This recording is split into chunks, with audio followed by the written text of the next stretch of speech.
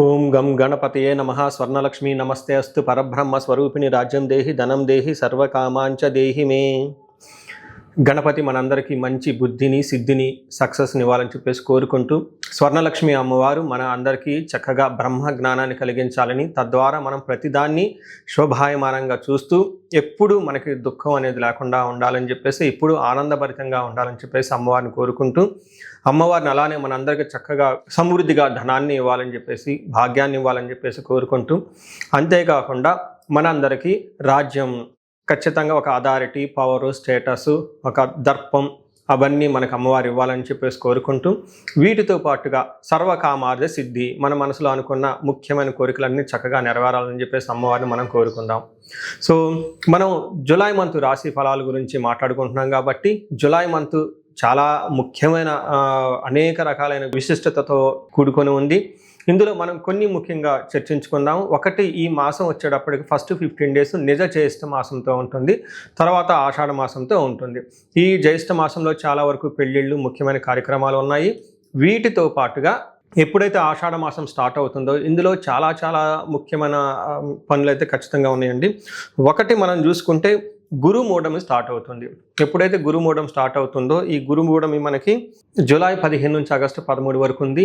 ఈ డేట్స్లో మనకి వివాహాలు కానివ్వండి, గృహప్రవేశాలు లాంటివి శుభకార్యాలు ఎక్కువగా చేయరు. అది ఒకసారి గమనించవలసిందిగా కోరుతున్నాను. వీటితో పాటుగా మనకి ఇంకొక ముఖ్యమైనది ఏమవుతుందంటే, మనకి దక్షిణాయనం స్టార్ట్ అవుతుంది 17వ తారీఖు నుంచి. అక్కడ నుంచి ఇప్పటిదాకా ఉన్న ఉత్తరాయణం కంప్లీట్ అయిపోయి దక్షిణాయనం స్టార్ట్ అవుతుందని గమనించాలి. తర్వాత 25వ తారీఖున మనకి తొలి ఏకాదశి స్టార్ట్ అవుతుంది. దానికి ముందుగా చాతుర్మాస వ్రతం అని చెప్పేసి 4 మాసాలు ముఖ్యమైన మాసాలుగా చాతుర్మాస వ్రతం కూడా ఇందులోనే స్టార్ట్ అవుతుంది. ఇంకొకటి లాస్ట్ అండ్ ఫోర్మోస్ట్ ఇంపార్టెంట్, ఈ నెల 14వ తారీఖు నుంచి 22వ తారీఖు వరకు మనకి ఆషాఢ నవరాత్రులు అని చెప్తారు.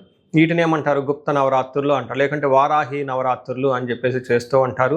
ఈ నవరాత్రులు కూడా ఎంతో విశిష్టత కలిగి ఉంది. పర్సనల్గా ఈ 9 రోజులు నేను కూడా చక్కగా సింపుల్గా చేస్తాను, పెద్ద పెద్ద హడావుడిగా చేయకుండా. ఇలా చేసుకునే వాళ్ళందరికీ ఎంతో బాగా ఉపయోగకరంగా ఉంటుంది. లాస్ట్లో ఈ మంత్ మనకి గురు పూర్ణిమతో ఈ మాసం అనేది పూర్తి అవుతుంది. ఇన్ని రకాల విశిష్టత కలిగిన ఈ మాసంలో జ్యోతిష శాస్త్రం ప్రకారంగా కూడాను 3 ముఖ్యమైన గ్రహాలు మారుతూ ఉన్నాయన్నమాట. ఆ గ్రహాలు మనం ఏంటో చూసుకుంటే, జూలైలో 4వ తారీఖు, 7వ తారీఖు, 16వ తారీఖు, 21వ తారీఖు, ఇలా జూన్ అంటే 3 గ్రహాలు మారుతున్నాయి. ఈ మారే గ్రహాలు శుక్రుడు, బుధుడు, సూర్యుడు గ్రహాలు కూడా ఉన్నాయి. 4వ తారీఖు వచ్చేటప్పటికి శుక్రుడు, బుధుడు వచ్చి 7వ తారీఖు, 16వ తారీఖు సూర్య భగవానుడు మారుతూ ఉన్నారనమాట. ఈ యొక్క 3 గ్రహాల యొక్క ప్రభావం మనకి జూలై మంత్లో ఎలా ఉండబోతుందో మనం తెలుసుకుందాం. సో వృశ్చిక రాశి చూస్తే, ఇందులో ఉన్న ఒక వృశ్చిక రాశి వాళ్ళు ఈ జూలై మంత్లో కొంచెం జాగ్రత్తగా ఉండటం ఎంతైనా అవసరం. మెజారిటీ ఆఫ్ ది గ్రహాలు అంత అనుకూలంగా లేవు. దానితో పాటుగా కొన్ని గ్రహాలు తటస్థంగా ఉన్నాయని గమనించుకోవాలి. అంటే బాగా ఉత్సాహపరిచి ఎంకరేజ్మెంట్ ఇచ్చే గ్రహాలు అయితే ఏమీ లేవు. అలా అని కొన్ని గ్రహాలు ఇబ్బంది పెట్టే విధంగా ఉన్నాయి. కాబట్టి ఓవరాల్గా వీళ్ళకి ఒక 60% అంత అనుకూలంగా లేదు, ఒక 40% మాత్రమే అనుకూలంగా ఉంది. కాబట్టి చాలా ఇంపార్టెంట్ అనుకుంటేనే ముఖ్యమైన పనులు చేయండి, లేదంటే అన్నీ వాయిదా వేయటం ఈ మాసంలో చాలా ఇంపార్టెంట్. అదేవిధంగా చాలా వరకు మీరు నిదానంగా wait and see, if needed go అన్నట్లు, అవసరమైతే వెళ్ళండి, నిదానంగా ఆచి తూచి పని చేయటం అనేది ఈ మాసంలో చాలా ఇంపార్టెంట్ అని గమనించుకోవాలి. మనం ఇందులో ఉన్న డీటెయిల్స్ చూసుకుంటే, ఇందులో ఉన్న నక్షత్రాలు విశాఖ 4వ పాదం, అనురాధ 1, 2, 3, 4 పాదాలు, జ్యేష్ఠ 1, 2, 3, 4 పాదాలు అంతా ఈ రాశిలో ఉంటారు. పేరు బలం పెట్టి చూసుకుంటే, తో, నా, నీ, ను, నేను, యా, ఈ, యు అన్న అక్షరాలంతా కూడా ఈ రాశిలో ఉంటారని గమనించాలి. మనకి లఘు గోచారం, సూక్ష్మ గోచారం ప్రకారం చూసుకుంటే, ఈ రాశి వాళ్ళకి చాలా సింపుల్ వర్డ్స్లో సంస్కృతంలో మహర్షులు చెప్పడం జరుగుతుంది. ఈ రాశి ఎలా ఉండబోతుంది ఈ మంత్ అనేది. ద్వేషం, శోకం, పుత్రలాభాద్, కలహం అని చెప్తారంటే, వీళ్ళ చుట్టూ ఉన్న వాతావరణం అంతా ద్వేషపూరితంగా ఉంటుంది. రెండోది శోకం, కొంచెం ఇబ్బందులు పడే అవకాశం ఎక్కువగా ఉంటుంది. మూడోది కలహం, గొడవలయ్యే అవకాశం ఎక్కువగా ఉంటుంది. 8వ స్థానంలో బుధుడు ఉండటం వల్ల పుత్రుల ద్వారా ధన సంపాదన వచ్చే అవకాశము ఎక్కువగా ఉంటుంది అని చెప్తారు. పుత్రులు బాగుంటారు, ధనం బాగుంటుంది అని చెప్తూ ఉంటారు. అంటే టోటల్గా వీళ్ళకి చాలా విషయాల్లో కొంచెం ఇబ్బంది పడే విధంగా ఉందని గమనించుకోవాలి. ఏ ప్రకారంగా ఇబ్బందులు ఉంటుందంటే, సూర్యుడు 9వ స్థానంలో ఉండటం అంత మంచిది కాదు. కొంచెం ఫాదర్కి హెల్త్ విషయంలో ప్రాబ్లంగా ఉంటుంది. రెండవది సూర్యుడు ఎప్పుడైతే 9వ స్థానంలో ఉన్నారో వీళ్ళకి ఎలాంటి తప్పులు లేకపోయినా మీ మీద నిందలు పడి మిమ్మల్ని అవమానించే వాళ్ళు ఎక్కువ ఉంటారని గమనించుకోవాలి. సంస్కృతంలో దీనిని ఒక శ్లోకంలో పెద్దవాళ్ళు చెప్తారు. మనకు పురాతన ప్రాచీన గ్రంథాల్లో నిందాపరాధ కలహం నిర్దోషచ్చ ధనక్షయ పుణ్యలాభార్థ నాశాచ్చ విచారే నవమే రవి అని చెప్తారు. అంటే ఏమవుతుంది, నిందాపరాధ ఎలాంటి లోపం లేకుండా గొడవలు పడే అవకాశం ఎక్కువగా ఉంటుంది. కలహం నిర్దోషచ్చ ఎలాంటి తక్కువ లేకపోయినా మీతో గొడవలు పడేవాళ్ళు ఎక్కువ ఉంటారు. ధనక్షయం పుణ్యలాభార్థం ధనక్షయం ధనం కోల్పోతుంటారు. పుణ్యలాభార్థ నాశాచ అంటే మంచి ఉద్దేశంతో మీరు ఏదైతే పనులు చేస్తూ ఉంటారో ఈ పనుల్లో మిమ్మల్ని అర్థం చేసుకోకపోగా మిమ్మల్ని కావాలని క్రిటిసైజ్ చేసి విమర్శించే వాళ్ళు ఎక్కువగా ఉంటారు. మంచి ఉద్దేశంతో చేసిన పనులు కూడా మీకు సరైన రిజల్ట్స్ ఇవ్వవు అని మనకి ఇందులో చెప్పడం జరుగుతుంది. అయితే ఎన్ని ఇబ్బందులు ఉన్నా ఫైనల్గా చక్కగా ఉంటారు అని మాత్రం గమనించుకోవాలి. నెక్స్ట్ 7వ స్థానంలో కుజుడు ఉండటం వల్ల ఇది కూడా కొంచెం మిక్స్డ్ రిజల్ట్, మిశ్రమ ఫలితాలను ఇచ్చే అవకాశం ఎక్కువగా ఉంటుంది. ఇందులో అన్న వస్త్రాది రాహిత్యం సదా క్లేశ స్వబంధుభి కువార్త పుత్ర భాతృణాం క్రోధ సప్తమిగే కుజ అని చెప్తారు. అంటే 7వ స్థానంలో కుజుడు ఎప్పుడైతే ఉంటారో అన్న వస్త్రాది రాహిత్యం టయానికి భోజనం చేయకుండా మంచి బట్టలు డిగ్నిఫైడ్గా లేకుండా ఇబ్బందులు పడే అవకాశం ఉంటుంది. స్వబంధుభి గొడవలు పడే అవకాశం ఎక్కువగా ఉంటుంది. బంధువుల ద్వారా మానసికంగా టెన్షన్స్ వచ్చే అవకాశం ఎక్కువగా ఉంటుంది. కువార్త పుత్ర భాతృణాం క్రోధ అంటే వినకూడని వార్తలు వినే అవకాశం ఎక్కువగా ఉంటుంది. పుత్రులతోటి అన్నదమ్ములతోటి గొడవలు అయ్యే అవకాశం ఉంటుందని చెప్తూ ఉంటారు. అయితే ఇందులో ఒక పాజిటివ్ న్యూస్ ఏంటంటే ప్రాఫిట్ బిజినెస్లో కానివ్వండి లేదంటే ఉద్యోగంలో కానీ లాభప్రదంగా ఉంటుంది అని మనకి ఇందులో వివరించడం జరిగింది.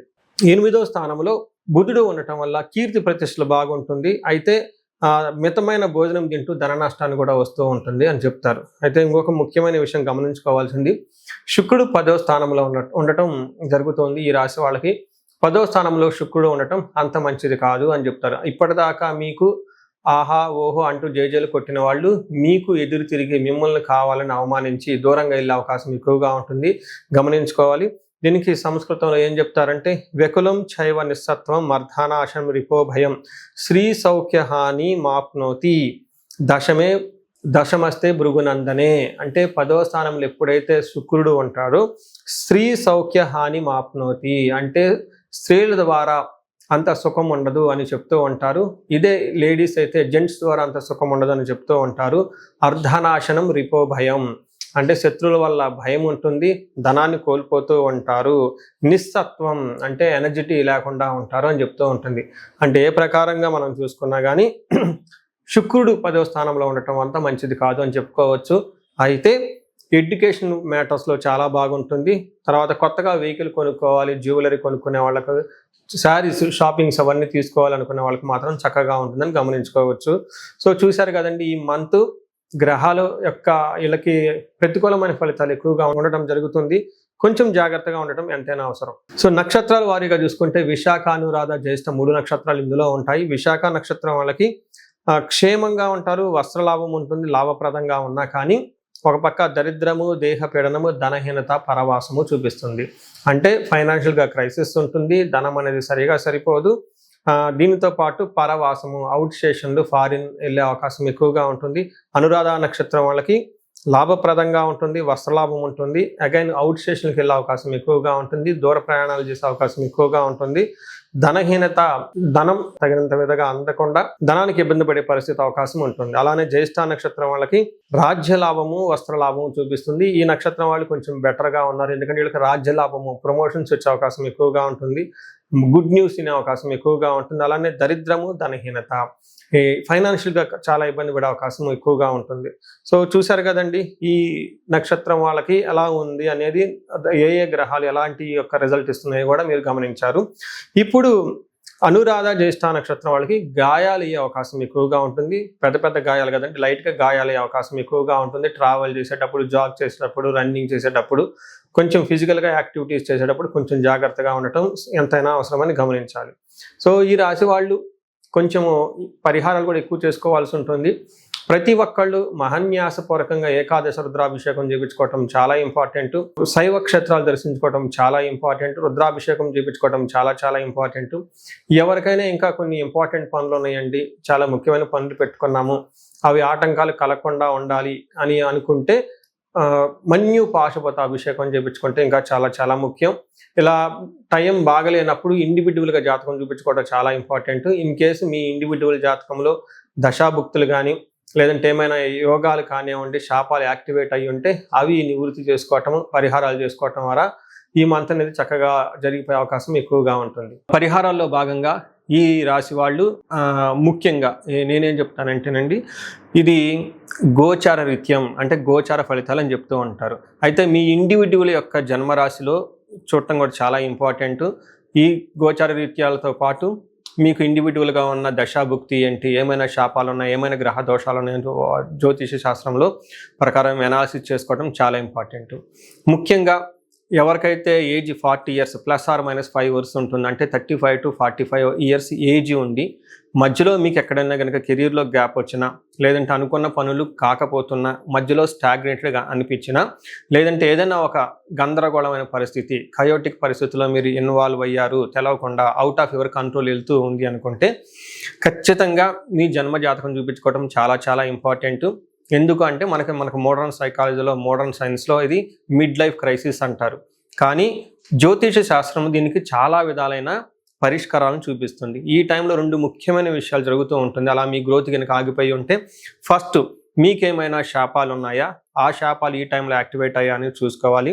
రెండోది, ఈ టైంలో మీకు నడుస్తున్న దశాభుక్తుల యొక్క గ్రహాల యొక్క ఏమైనా దోషాలు ఉన్నాయా, ఈ 2 కారణాలు ఏంటో తెలుసుకొని వాటికి సంబంధించిన విశ్లేషణ చేసుకొని చక్కటి పరిష్కారాలు చేసుకొని పరిహారాలు చేసుకుంటే లైఫ్ 10 అంతలు ముందుకెళ్ళే అవకాశం ఎక్కువగా ఉంటుంది.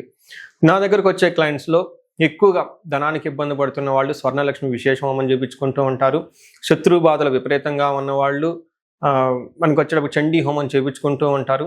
వీటితో పాటుగా ఎవరికైనా హెల్త్ బాగలేకపోతుంటే ఆయుష్ సూక్త్యం, మహామృత్యుంజయ హోమం చేయించుకుంటూ ఉంటారు. భార్యాభర్తల కోసం అన్యోన్య దాంపత్య పాశుపత అభిషేకము లేదా విశ్వావసు గంధర్వరాజ హోమము ఇవన్నీ చక్కగా చేయించుకుంటూ ఉంటారు.